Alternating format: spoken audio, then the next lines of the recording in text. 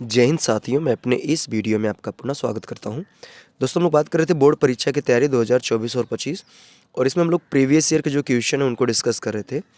तो इसमें हम लोग आज 3 नंबर वाले जो प्रश्न होते हैं उनको डिस्कस करेंगे और ये 3 नंबर वाले प्रश्न का जो हमारा पार्ट होगा वो सेकंड पार्ट आज होने वाला है। तो चलिए आइए स्टार्ट करते हैं पहले प्रश्न से। इसमें कह रहा है दिए गए परिपथ में ज्ञात कीजिए। पहला नंबर में कह रहा है प्रतिरोध पर विभव, दूसरा नंबर कह रहा है परिपथ में धारा, तीसरा नंबर कह रहा है कि प्रेरकत्व तथा धारित्र के विभवों के बीच कालांतर ज्ञात कीजिए। तो जैसा कि यहाँ पे आपको चित्र दिखा है, यहाँ पे दरअसल अगर देखा जाए तो ये जो चित्र है ये RLC परिपथ है। ठीक है, RLC परिपथ का मतलब ऐसा परिपथ, ऐसा प्रत्यवर्ती परिपथ जिसमें प्रतिरोध, प्रेरकत्व और संधारित्र तीनों ऐड हो, उसी को हम लोग RLC परिपथ कहते हैं। तो यहाँ पे प्रतिरोध भी है, प्रेरक यानी कुंडली भी है और संधारित्र भी है। और आप लोगों ने इसमें पढ़ा होगा कि अनुनाद की स्थिति। अनुनाद की स्थिति क्या होती है? देखिए, अनुनाद की स्थिति ये होती है जब RLC परिपथ में या तो XL बराबर हो जाए XC के या फिर मान लीजिए VL बराबर हो जाए VC के।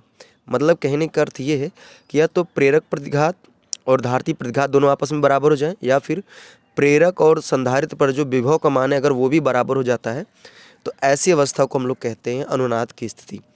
तो ध्यान देना, अनुनाद की जब स्थिति होती है तो यहाँ पर जो प्रतिबाधा Z होती है वो बेसिकली प्रतिरोध R के बराबर होती है। ये ध्यान देना है, इतनी बातें। तो चलिए शुरू करते हैं। यहाँ पे पहला नंबर कह रहा है कि प्रतिरोध पर विभव। तो चलिए विभव बाद में निकालेंगे, पहले हम लोग निकालेंगे परिपथ में धारा। यानी अगर यहाँ पे मैंने V बराबर 200 cos 50 पाई टी अगर हमने वोल्टेज सोर्स अगर जोड़ा है तो यहाँ से करंट कितनी निकलेगी ये निकालना है हमें।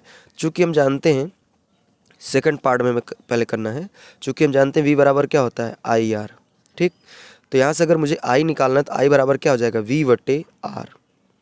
अब यहाँ पे देखिए, अगर हम बात करें V तो यहाँ पे जैसे ये वोल्टा का समीकरण है तो हमें वोल्टेज का यहाँ RMS मान लेना होता है। हालांकि यहाँ पे अगर हम बात करें V0 तो V0 आपका दिया हुआ है 200। तो अगर हम कहें VRMS क्या होगा तो VRMS बराबर होता है V0/2 √2। तो यहाँ हो जाएगा ये 200/2। ठीक है, इस तरीके से।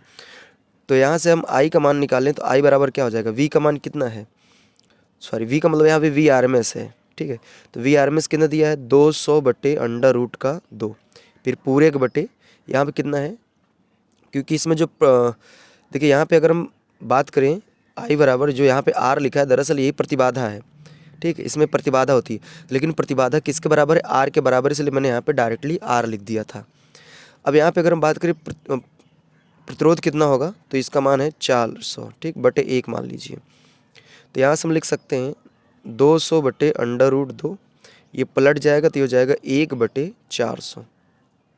तो यहाँ से इसको कैंसिल करेंगे। ठीक है, तो ये 2 बार जाएगा तो फाइनली I बराबर क्या हो जाएगा 1/2√2।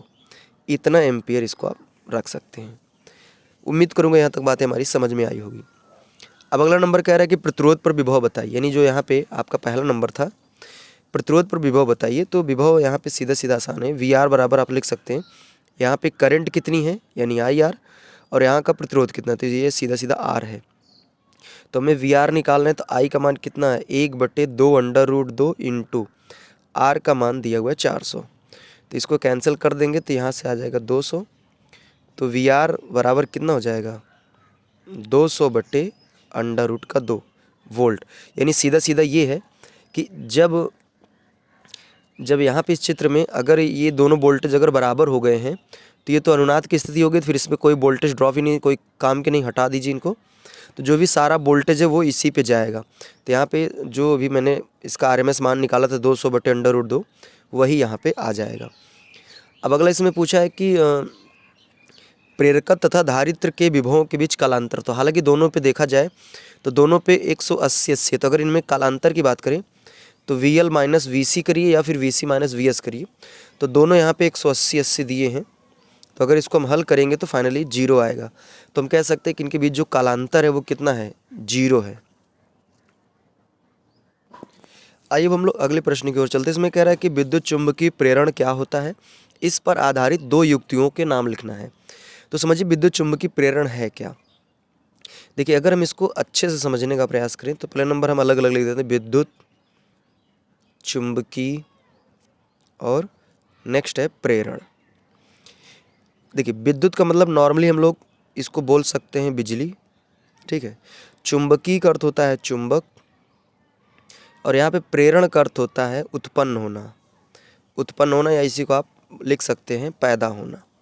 तो अगर यहाँ पे ओवरऑल अगर हम विद्युत चुंबकीय प्रेरण की परिभाषा की बात करें तो इसकी परिभाषा में सीधा सीधा ये लिखेंगे कि किसी भी पदार्थ में चुंबक के द्वारा बिजली अर्थात विद्युत की उत्पत्ति या विद्युत को उत्पन्न करना या पैदा करना ही कहलाता है विद्युत चुंबकीय प्रेरण। उम्मीद करूँगा बात समझ में आई होगी।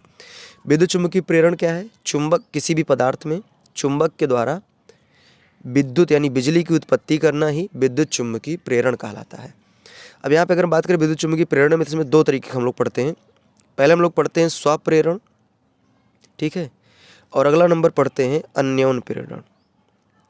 तो स्वप्रेरण की बात करें तो जैसे मान लीजिए सपोज दैट ये कोई कुंडली है और इसी कुंडली में क्या किया, हम बिजली को प्रवाहित करें, ठीक है, विद्युत को प्रवाहित करें, और विद्युत को प्रवाहित करके इसी के अंदर अगर हम बिजली को फिर से जनरेट करें तो ऐसी घटना कहलाती है स्वप्रेरण। अगर मान लीजिए दो कुंडली हैं, ठीक है, एक कुंडली ये है, दूसरी कुंडली ये है, तो मान लीजिए अगर इस कुंडली की वजह से इस कुंडली में या फिर इस कुंडली की वजह से इस कुंडली में अगर बिजली को उत्पन्न किया जाए, विद्युत को उत्पन्न किया जाए, तो इसी घटना को कहते हैं अन्योन प्रेरण। तो अगर इसमें स्वप्रेरण लिखना चाहे तो आप लिख सकते हैं, जब कोई स्वयं कुंडली अपने अंदर विद्युत की उत्पत्ति करती है तो इस घटना को स्वप्रेरण कहते हैं। अन्योन प्रेरण का मतलब जब कोई कुंडली किसी दूसरी कुंडली में विद्युत को जनरेट करती है, उत्पन्न करती है, तो इसी घटना को अन्योन प्रेरण कहते हैं। और इसमें कह रहा है कि इस विद्युत चुंबकीय प्रेरण से संबंधित दो डिवाइसों का नाम भी बताना है। तो पहला डिवाइस इसमें तो आप जनित्र लिखेंगे, जनरेटर, और दूसरा नंबर इसमें आप ट्रांसफार्मर लिखेंगे। देखिए जनरेटर में भी क्या होता है, चुंबक के द्वारा बिजली को जन्म दिया जाता है, और ट्रांसफार्मर में भी, इसमें भी क्या होता है कि चुंबक के द्वारा बिजली को उत्पन्न किया जाता है। जैसे आप सोचेंगे कि ट्रांसफार्मर तो उच्च वोल्टता को निम्न वोल्टता में, निम्न वोल्टता को उच्च वोल्टता में काम करता है, तो एक्चुअली बात ये सही है, लेकिन उसमें जैसे मान लीजिए लो वोल्टेज आप देंगे तो वो हाई वोल्टेज बनाएगा, तो इसका मतलब वहाँ पे वो हाई वोल्टेज का जन्म ही तो दे रहा है ना, तो वहाँ भी चुंबक के द्वारा ही बिजली का उत्पादन हो रहा है। तो इसलिए आप दो डिवाइसों का नाम लिख सकते हैं, पहला नंबर आप जनित्र लिख सकते हैं, दूसरा नंबर आप ट्रांसफार्मर लिख सकते हैं। अब आइए हम लोग तीसरे प्रश्न की ओर चलते हैं। इसमें कह रहा है कि अपमिश्रण अर्धचालक क्या होते हैं? अर्धचालक की चालकता पर अपमिश्रण तथा ताप के प्रभाव को स्पष्ट कीजिए। पहला नंबर समझते हैं अपमिश्रण क्या चीज है। देखिए अपमिश्रण का मतलब होता है अशुद्ध पदार्थ, या आप इसको एक नाम और है घटिया पदार्थ, ठीक है। तो अपमिश्रण का अर्थ होता है अशुद्ध या घटिया। तो अपमिश्रण अर्धचालक क्या होते हैं? यानी ऐसे अर्धचालक जिसमें क्या हो, कुछ अशुद्ध पदार्थ या घटिया पदार्थ अगर उसमें मिलाया गया हो, तो ऐसे अर्धचालक को अपमिश्रित अर्धचालक कहते हैं। देखिए अर्धचालक बेसिकली दो प्रकार के होते हैं, एक होता है शुद्ध अर्धचालक, एक होता है अशुद्ध अर्धचालक। शुद्ध अर्धचालक का मतलब ये होता है कि जिसमें किसी प्रकार की कोई मिलावट ना हो, उसे शुद्ध अर्धचालक कहते हैं। और जिसमें किसी प्रकार की मिलावट अर्थात उसमें कोई दूसरा पदार्थ अगर उसमें मिला दिया गया हो, तो उसी को कहते हैं अपमिश्रित या अशुद्ध अर्धचालक। तो इसमें सवाल में आपसे पूछा है अपमिश्रित अर्धचालक क्या होते हैं, तो आप इसमें लिखेंगे कि वे अर्धचालक जिसमें किसी अन्य पदार्थ को या कोई अशुद्धि मिलाई गई हो, तो ऐसे अर्धचालक को हम लोग अपमिश्रित अर्धचालक कहते हैं, ठीक है। अब यहाँ पे जो आप अशुद्धि मिलाएंगे वो अशुद्धि आपको त्रिसंयोजी या पंचसंयोजी अशुद्धि मिलाना है। त्रिसंयोजी अशुद्धि का अर्थ ये कि ऐसे पदार्थ को आप उसमें मिलाएंगे जिसके बाहरी कक्षा में 3 इलेक्ट्रॉन होंगे, और या फिर आप ऐसे अशुद्धि मिलाएंगे, नहीं ऐसे पदार्थ को मिलाएंगे जिसके बाहरी कक्षा में 5 इलेक्ट्रॉन हो। तो त्रिसंयोजी और पंचसंयोजी अशुद्धि आप इसमें मिला सकते हैं। अब अगला नंबर इसमें पूछ रहा है कि अर्धचालक की चालकता पर अपमिश्रण यानी अशुद्धि मिलाने से और ताप के प्रभाव से क्या प्रभाव पड़ता है, इसको स्पष्ट करने के लिए बोला जा रहा है। तो देखिए यहाँ पे एक बात बता दूं, अगर किसी भी अर्धचालक में अशुद्धि मिलाते हैं तो इसको मिलाया क्यों जाता है? तो इसका मिलाने का मेन उद्देश्य है चालकता बढ़ाना। चालकता बढ़ाने का अर्थ ये है कि उसमें करंट को अधिक फ्लो कराने के लिए उसमें अशुद्धि को मिलाया जाता है। ये बातें आपको ध्यान देनी है। तो ये ध्यान देना कि इसमें अगर जैसे पूछ रहा है कि अपमिश्रण मिलाने से होता क्या है, तो ध्यान देना कि किसी भी अर्धचालक में अपमिश्रण अर्थात अशुद्धि मिलाने से उस अर्धचालक की चालकता क्या होती है, बढ़ जाती है, यानी उसमें प्रतिरोध का मान कम हो जाता है और चालकता उसमें बढ़ जाती है। चालकता बढ़ने का अर्थ उसमें करंट तेज़ी से फ्लो करना स्टार्ट कर देता है। अगला नंबर इसमें पूछ रहा है कि ताप के प्रभाव को भी स्पष्ट करने के लिए ताप से क्या इफेक्ट होता है। तो ध्यान देना है कि अगर किसी भी पदार्थ की चालकता अधिक होती है तो अगर उसका हम ताप बढ़ाएंगे यानी टेम्परेचर अगर उसका हम बढ़ाएंगे तो जो उसका प्रतिरोध होता है वो भी क्या होगा, बढ़ जाएगा। ये बात ध्यान देनी है। और अगर उसका हम टेम्परेचर डाउन करेंगे तो उसका प्रतिरोध भी क्या होगा, डाउन होगा। तो यानी सीधा सीधा कहने का अर्थ ये है कि अर्धचालक में अगर अशुद्धि हम मिला दिए तो उसकी चालकता क्या हो गई, बढ़ गई। सॉरी 1 मिनट, यहाँ पे शायद इधर समझिए, यहाँ पे जो चीज़ मैं बता रहा हूँ दरअसल ये जब अशुद्धि मिलाएंगे तब की बात है, ठीक है। जैसे मान लीजिए अशुद्धि आपने मिलाया तो उसकी चालकता क्या हुई, बढ़ गई। तो जब चालकता बढ़ गई तो इसमें क्या करेंगे आप, अगर इसका टेम्परेचर मतलब इंक्रीज करेंगे यानी बढ़ाएंगे तो इसमें प्रतिरोध क्या होता है, बढ़ता है। और टेम्परेचर अगर इसमें कम करेंगे तो इसमें प्रतिरोध क्या होता है, घटता है। इतनी बातें आपको ध्यान देनी है, ठीक है। तो उम्मीद करूँगा ओवरऑल हमने जो बातें की आपको सारी बातें समझ में आई होगी। अब आइए हम लोग लास्ट वाले प्रश्न की ओर चलते हैं। इसमें कह रहे हैं दिए गए परिपथ में प्रत्येक प्रतिरोध में धारा की गणना कीजिए। तो इसमें 3 धाराएं हैं, I1, I2 और I3। और यहाँ पे ध्यान देना है 2 सेल है तो इसमें से I2 निकल रही करंट, इसमें से I1, और ये I1 I2 आपस में यहाँ पे आके मिलकर इस तरफ जा रहे हैं। यानी कहने का अर्थ ये है कि I1 प्लस I2 ये दोनों मिल के एक नई करंट का निर्माण कर रहे हैं जिसका नाम है I3, ठीक है। ये बातें आपको ध्यान देनी है। अब यहाँ पे अगर नामकरण करें तो ये दरअसल किरचॉफ के द्वितीय नियम की सवाल है, A, B, C और D। तो यहाँ पे बेसिकली 2 लूप बन रहे हैं, A, B, C, A, C, D, A। ये 2 लूप आपके क्या हो रहे हैं, फाइनली बन रहे हैं।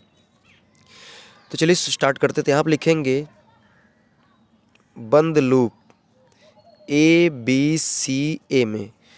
तो आप लोगों ने किरचॉफ के द्वितीय नियम में पढ़ा होगा कि जब हम लोग धारा की दिशा में चलते हैं, तो हम ऋणात्मक चिन्ह लेते हैं और धारा के विपरीत दिशा में चलते हैं तो धनात्मक चिन्ह लेते हैं।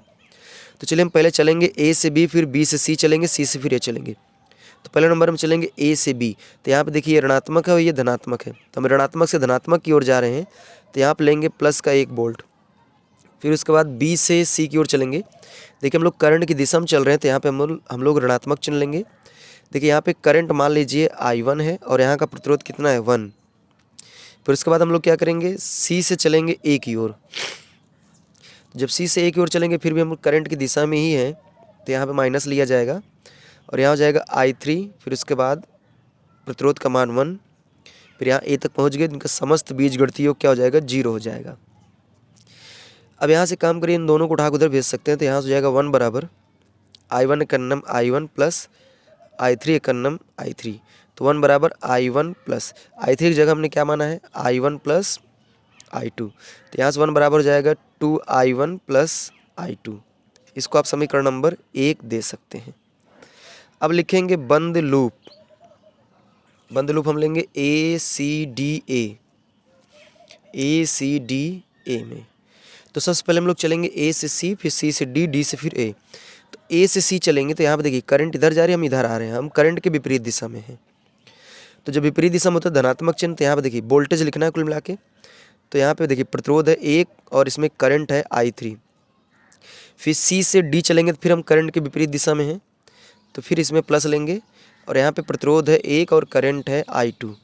फिर इसके बाद इधर से इधर चलेंगे, देखिए यहाँ पे हम लोग ये धनात्मक चिन्ह है, ये ऋणात्मक, तो हम लोग धनात्मक से ऋणात्मक की ओर जा रहे हैं। तो ऋणात्मक की ओर जा रहे हैं तो यहाँ ऋणात्मक चिन्ह लेंगे और यहाँ पे दिया हुआ 1 वोल्ट और इनका समस्त बीजगणितीय योग 0 के बराबर।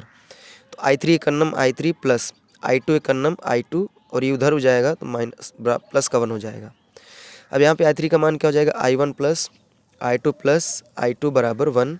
तो यहाँ से I1 प्लस 2I2 बराबर 1। इसको फाइनली आप क्या करेंगे, समीकरण नंबर 2 दे देंगे। अब हमें क्या करना है, बस इन्हीं दोनों समीकरणों को हल करना है और हमारा काम हो जाएगा। तो आइए हम चलिए यहाँ पे चाहे समीकरण 1 में चाहे जिसमें, चलिए हम समीकरण 1 में 2 का गुणा नहीं, चलिए ठीक है समीकरण 1 में ही। तो यहाँ लिखेंगे समीकरण 1 में 2 का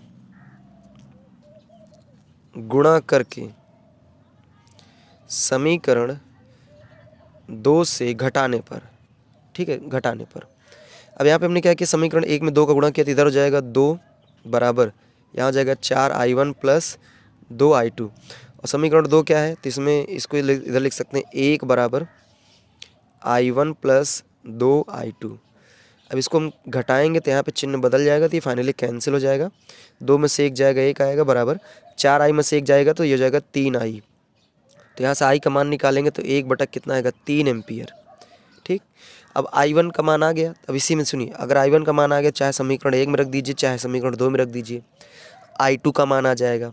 ठीक है, फिर जब i1 i2 दोनों मालूम चल जाएंगे तो आपको फिर फाइनली इसमें रख देना है, तो यहाँ पे i3 का मान आ जाएगा। तो इसमें दरअसल सभी में बोला कि प्रत्येक प्रतिरोध में धारा का मान बताइए, तो यानी इस वाले प्रतिरोध इस वाले सभी में आपको धारा का मान बताना है। तो इसमें i1 बताना है, इसमें i2 बताना है, इसमें i3।